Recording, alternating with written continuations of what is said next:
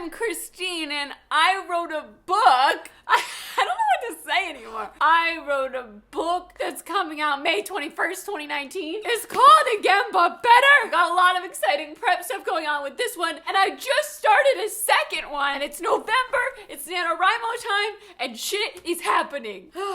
So you guys, it's November 4th, okay? I've considered doing real NaNoWriMo, like November NaNoWriMo, for a very long time. This was the first year that I was like, I'm gonna do it, because I was gonna do October Rimo, and it didn't work out, because mentally I was not in a place to do it. I really took a lot of mental self-care days during October. And then November came and I was like, I'm ready! And literally, on Halloween, I get the email from my editor that my first pass pages are coming in the mail for Again But Better. If you don't know, first pass pages are your last look at your book, okay? And I can't change anything major. I can't add sentences or anything, but it's my last look at grammatical errors. So like if there's a double word or if there's an error or something's wrong, this is my last look at it. And we all know how terrible I am at editing for grammar. My eyes do this thing where they just erase mistakes and then I'll see them afterward, but not in the moment because I get too wrapped up in whatever it's saying. I do this when I read too. Like, I'll read things and I'll just see it a different way. So I'll read it fast and then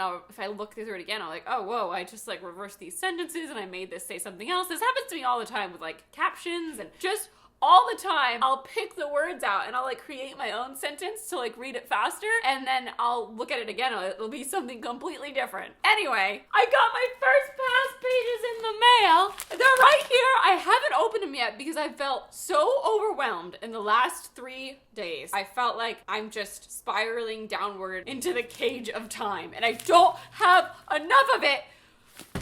It's day 4 of NaNoWriMo, and I'm calling it. My deadline to finish these first pass pages is November 16th, and I'm going to Y'all Fest this Thursday. I'm gonna be at Y'all Fest. I'm leaving for that on Thursday, and I have like 4 videos to film before I leave, and I'm just drowning so hard that for my own self-care, I cannot do NaNoWriMo. And I like don't know why I didn't see this before. It's because I was just like, you have to write, and I started my book and I was so excited and I did my day 1 words and then day 2 I had these like exciting opportunities come up for The Crimes of Grindelwald, and by the time I got home I couldn't meet my word count, and then the next day I couldn't meet my word count because I was behind, and I'm just like, oh my god, you have to stop. You have to just write. I can't do the counting right now. I want to write my book. I want to write book 2, but I have to do like write for an hour every day. That's what I can handle right now mentally, or else I'm gonna crash. I need to know that like I'm not gonna fail myself. And right now, I feel like I'm failing myself. I have to reset my rules and just like write a little bit every day right now. November is a terrible month to do NaNoWriMo.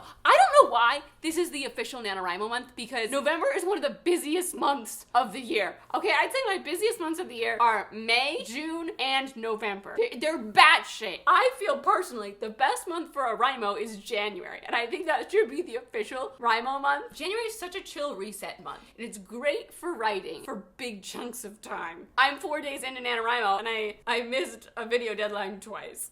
So it's not gonna happen. It's not gonna happen. I'm just gonna write every day and see where the story goes and have fun with it. The thing on the first day of NaNoWriMo, I had a beautiful brain click where I was like, wait, you don't have to have everything figured out. Just write for fun. And then all of a sudden I was writing and I was having fun. And it's like I forgot what it was like to do a draft. I'm having a lot of trouble already now because I've just been editing this book over and over again for like a year and a half. Over a year and a half. I keep wanting to go back and edit what I already wrote. Like the crap chapters that I wrote. I have like 6 chapters and like they're so shitty because I just like them out. I just want to fix them. That's a thing that I didn't have trouble with the first go around, but I'm already having trouble with it now. Since we last talked about Again But Better, so much crap is happening. Like, I don't even know what to do with myself. I don't know if you saw. If not, maybe please go watch it because it's one of my favorite videos ever. I had the best day ever where I got the first arc of my book. The video's called Kingdom of Ash Release and Stephanie Meyer Hang's Best Day Ever. I got the first arc of my book and ended up signing it for Stephanie Meyer, and it was just like such a surreal, dreamlike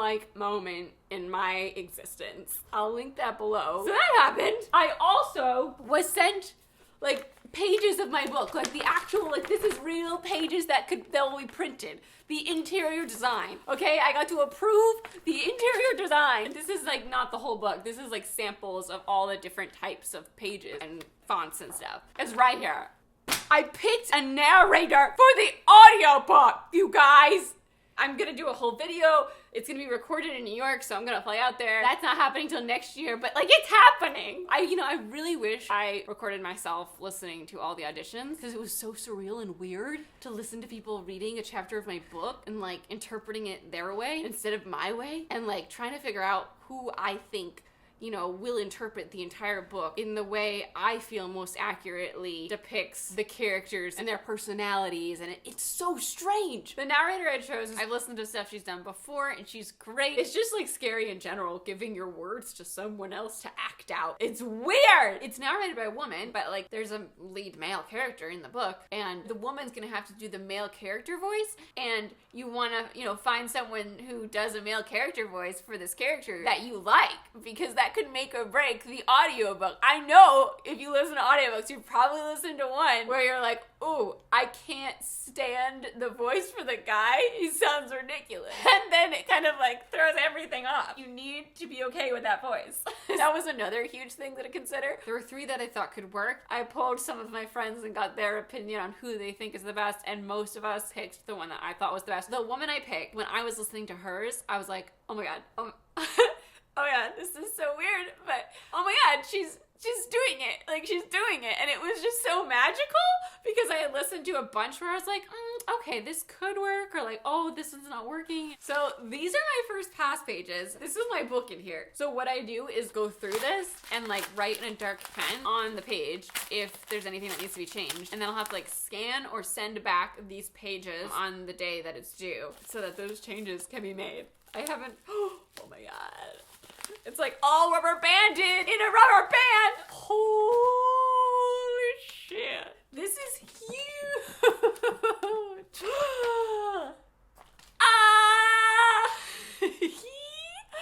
my god.